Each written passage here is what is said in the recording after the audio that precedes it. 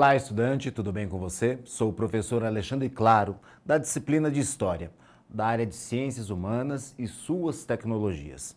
Na aula de hoje, vamos discutir aspectos do patrimônio histórico e cultural da cidade de São Paulo e como esses espaços estabelecem uma memória importante para a nossa cidadania e identidade. Outra questão que vamos analisar é a disputa por determinadas memórias sobre nossa formação.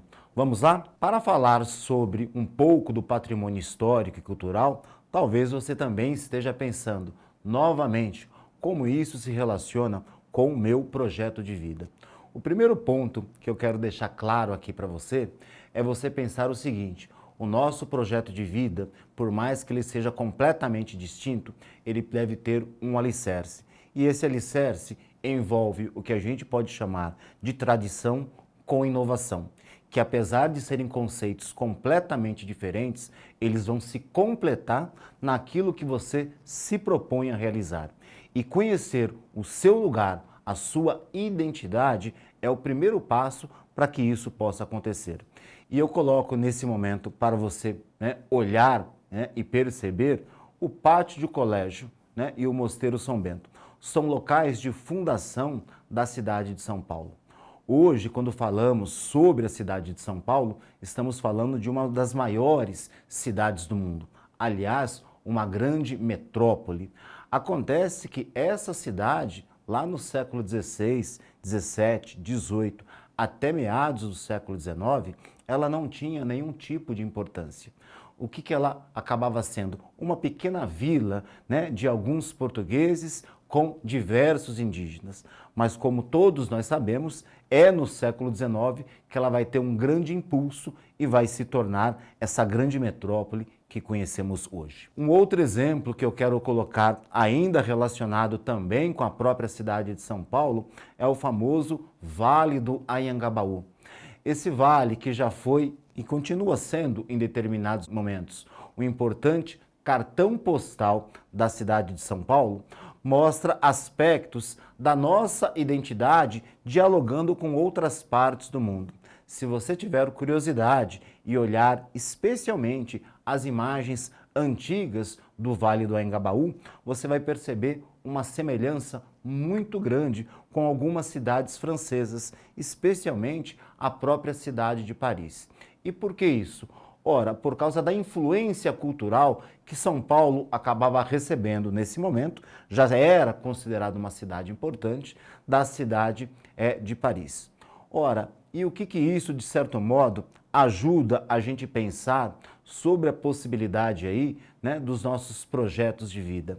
A partir do momento que eu conheço efetivamente o meu lugar de origem, eu posso determinar aonde que eu quero chegar. Além disso, a partir dessa determinação do meu lugar de origem, e aqui apenas como exemplo que eu coloquei é a cidade de São Paulo, eu preciso ter a capacidade de perceber as mudanças e permanências que essa cidade acaba tendo. E como que essas mudanças e permanências acabam agindo dentro da sociedade que a compõe e, obviamente, dentro de cada um dos indivíduos, portanto, como que isso acaba se relacionando com você. Aqui é um outro exemplo importante do nosso patrimônio histórico, é a famosa Praça João Mendes, muito próximo de um outro momento que eu vou falar para vocês, que é do bairro da Liberdade. E aqui eu já quero fazer com você uma pequena reflexão.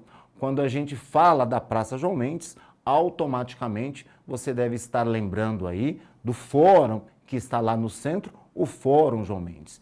E o que era esse espaço antes, lá no século XIX? Esse espaço era uma pequena prisão. Então vejam o que acabou acontecendo com o passar aí das décadas, com o passar aí do próprio século.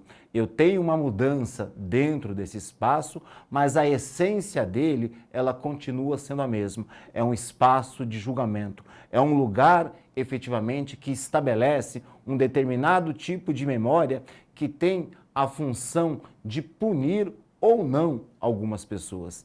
E como eu coloquei, muito próximo da João Mendes, a gente vai encontrar um importante bairro da Liberdade, que acredito que a hora que eu disse Liberdade aqui, você pensou um bairro de orientais. especialmente de japoneses.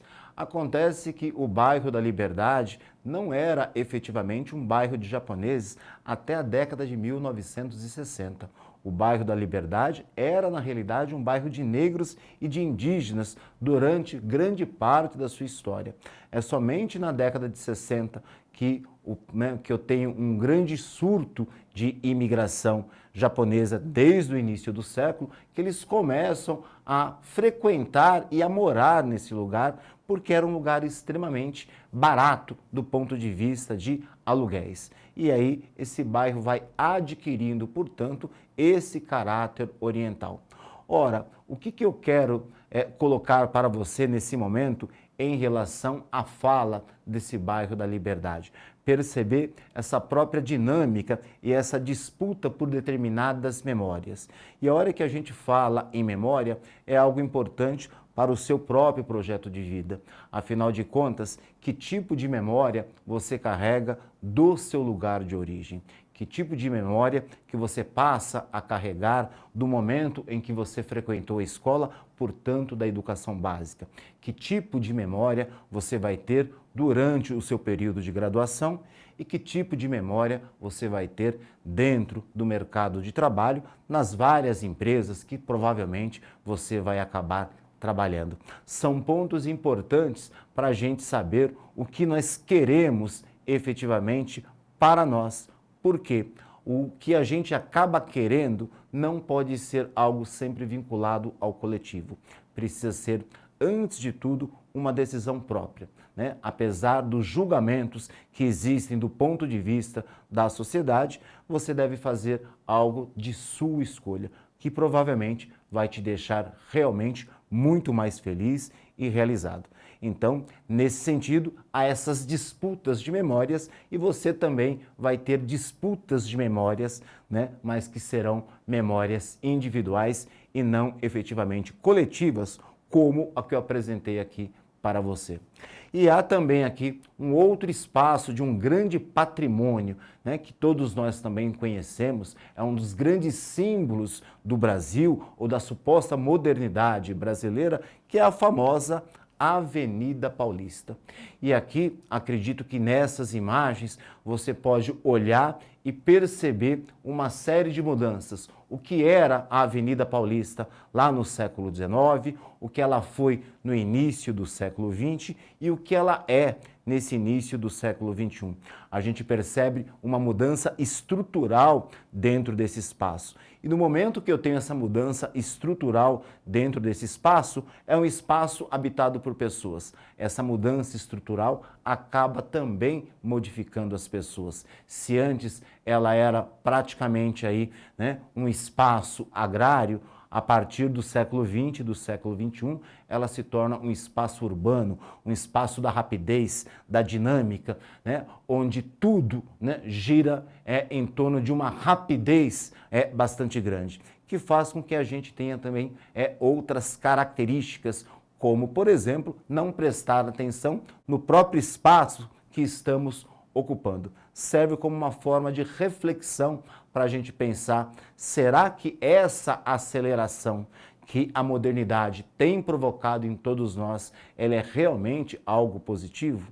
Né? Isso é algo que eu deixo aí para você refletir um pouco. Agora, aquele nosso exercício para saber se você está prestando atenção na minha aula. E por último, um lugar também bastante conhecido, um pouco degradado atualmente, que é o que a gente chama de Centro Velho ou Estação da Luz. Aqui, o que é interessante da gente olhar nessas imagens e pensar, ou mesmo frequentar, é saber, inclusive, da própria influência que nós temos na sua construção, na sua arquitetura, que é de caráter inglês.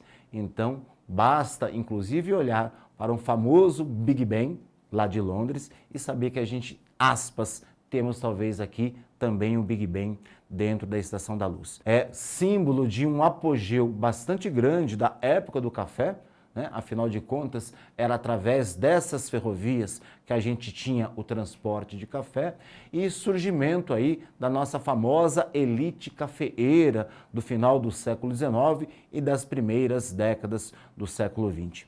E como eu também coloquei aqui para você, atualmente e, infelizmente, um espaço que está degradado, que reflete uma série de aspectos da própria sociedade brasileira.